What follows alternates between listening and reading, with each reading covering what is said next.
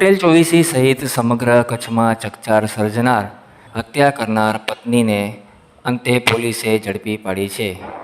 ભુજ તાલુકાના સામત્રા ગામે રહેતા ધનજી પટેલે પોતાનાથી 20 વર્ષ નાની યુવતી જોડે બીજી વાર લગ્ન કર્યા હતા. જોકે વારંવાર પૈસાની માંગણી તથા અનેક વાતને લઈને સર્જાતા મંદુક બાદ શનિવારે તેની પત્નીએ કેરોસીન છાંટી તેને જીવતા સળગાવવાનો પ્રયત્ન કર્યા બાદ ધનજીભાઈને સારવાર માટે હોસ્પિટલમાં ખસેડવામાં આવ્યા હતા. જે બાદ સારવાર દરમિયાન તેનું મોત થતાં સમગ્ર બનાવ હત્યામાં પલટાયો હતો. આ સમગ્ર મામલે સ્થાનિક પોલીસે તપાસ કરી તેની પત્ની કૈલાસની ધરપકડ કરી વધુ તપાસ હાથ ધરી છે. પોલીસના પ્રાથમિક તપાસમાં સામે આવ્યું છે કે બીજા લગ્ન કરનાર યુવતી વારંવાર ધનજીભાઈ પાસે પૈસાની માંગણી કરતી હતી અને તેને જાનથી મારી નાખવાની ધમકી આપતી હતી. મૃતક ધનજીભાઈનો સમગ્ર પરિવાર વિદેશમાં સ્થાયી થયેલો છે.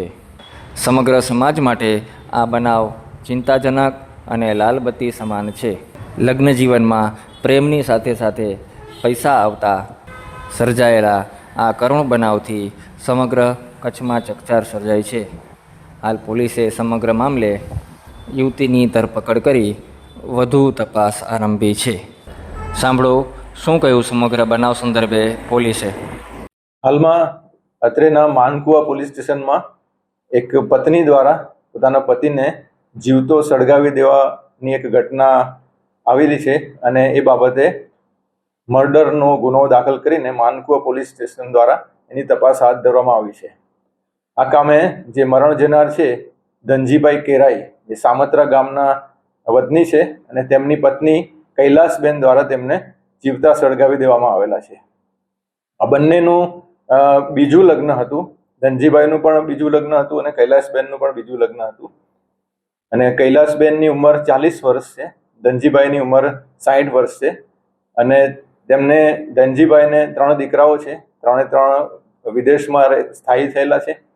એ પૈકી એક દીકરો જે છે કપિલ, એ તાજેતરમાં અહીંયા આવેલો છે. અને આ બનાવ બન્યો એ પહેલા એમની વચ્ચે પૈસા બાબતે ઝઘડો થયો હતો. અને નીચે જે ગેરેજ છે, એમના ઘરની નીચેનું ગેરેજ, એમાં આ કૈલાસબેને ધનજીભાઈને અંદર લઈ ગયા અને એમની પર કેરોસીન છાંટીને એમને સળગાવી દીધા. અને પછી એમણે બહારથી બંધ કરીને ઉપર પોતાના રૂમમાં જતા રહેલા. અને એ બાબતે પછી ધુમાડો નીકળ્યો, બૂમાબૂમ થઈ. એટલે આજુબાજુવાળા પડોશીઓએ એમના દીકરા કૈલાસે, કપિલે એ બધાએ આ ખોલ્યું.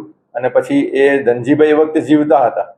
તાત્કાલિક એમને એમ્બ્યુલન્સમાં જીકે જનરલ હોસ્પિટલમાં લઈ જવામાં આવ્યા, પરંતુ ત્યાં એમનું સારવાર દરમિયાન મરણ થયેલું છે. એમણે ડીડીમાં સ્પષ્ટ જણાવ્યું છે. ઇવન અહીંથી જ્યારે એમને એ જગ્યાએથી જ્યારે હોસ્પિટલ લઈ જતા હતા ત્યારે પણ એ એમ્બ્યુલન્સમાં બૂમો પાડતા હતા. ડીડીમાં પણ એમણે સ્પષ્ટ જણાવ્યું છે કે મારી પત્નીએ મને સળગાવી દીધેલું છે. હવે પહેલા જે MLC લીધેલી હતી એ બધી હવે મર્ડરનો ગુનો દાખલ કરીને હવે આરોપીને અટક કરીને આગળની કાર્યવાહી કરવામાં આવશે. રિમાન્ડ માટે જો જરૂર હશે, મુદ્દાઓ કંઈ રિકવર કરવાનું કે એવા પ્રમાણેના કોઈ પણ મુદ્દાઓ હશે તો રિમાન્ડની પણ પ્રોસેસ તજવીજ હાથ ધરવામાં આવશે.